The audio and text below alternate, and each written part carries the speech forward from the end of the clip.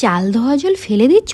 আজ থেকে একদমই ফেলবে না। এটা চুলে ব্যবহার করে দেখো, চুল হবে রকেটের গতিতে লম্বা, সাথে চুল হবে সিল্কি উজ্জ্বল এবং মাথা থেকে সমস্ত ধরনের খুশকি চলে যাবে। চুল কিন্তু ঝরা পড়াটাকে কমাবে এবং সাথে চুল দ্রুত গতিতে কিন্তু তোমাদের বাড়বে। এবং আরেকটা জিনিস, যেটা রুক্ষ সূক্ষ্ম চুল থাকে আমাদের, এই বর্ষার সময় অনেকেরই হেয়ার ফল হয়, চুলের গোড়ায় কিন্তু অনেকটা সময় অয়েল বার হয়, যে কারণে আমাদের প্রচুর হেয়ার পড়ে যায়।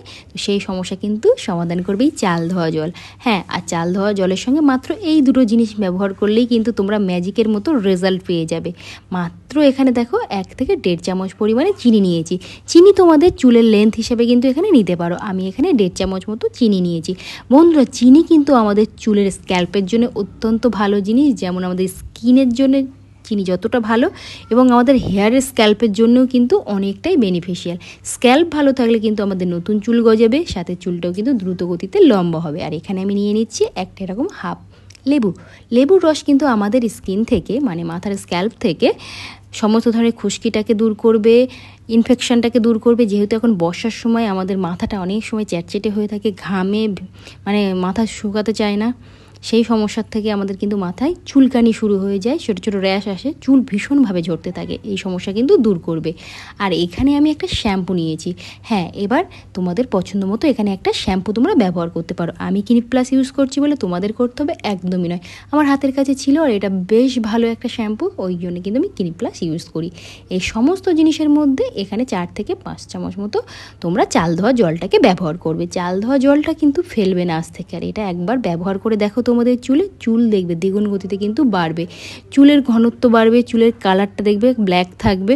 অনেক সময় কি হয়, আমাদের নতুন চুল গজালেও কিন্তু সেটা ঝরে যায়। সেই নতুন চুলটাকে কিন্তু ধরে রাখবে, এবং আমাদের স্ক্যাল্প ভালো থাকলে আমাদের চুলও কিন্তু ভালো থাকবে। দেখো, এটাকে খুব ভালো করে মিক্সড করে নিয়েছি। এটা এবার আমরা হেয়ারে অ্যাপ্লাই করব। দেখো, মাথার চুলটাকে খুব ভালো করে প্রথমে তোমরা নর্মাল জল দিয়ে ধুয়ে নেবে, আর তারপরে কিন্তু এখানে শ্যাম্পুটাকে তোমরা খুব ভালো করে সমস্ত মাথায় কিন্তু অ্যাপ্লাই করবে। শ্যাম্পু করার সময় কিন্তু খুব একটা জোরে জোরে স্ক্যাল্পে কিন্তু আঙুল দিয়ে ঘষবে না, তাহলে কি হয়, আমাদের স্ক্যাল্পে কিন্তু চোট লেগে বেবি হেয়ারগুলো কিন্তু নষ্ট হয়ে যায়।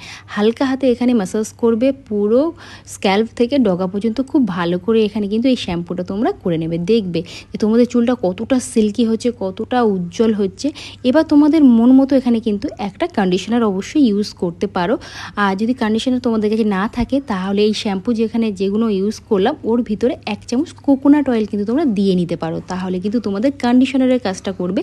যেহেতু এখানে আমি এখন একটু কন্ডিশনার ইউজ করব, তাতে করে আমার চুলটা আরও বেশি সিল্কি, আরও বেশি উজ্জ্বল হবে। আর তোমরা কিন্তু যদি মনে করো যে তোমাদের কন্ডিশনার নেই, তাহলে কিন্তু ওই শ্যাম্পুর ভিতরে 1 চামচ কোকোনাট অয়েল দিয়ে নিতে পারো।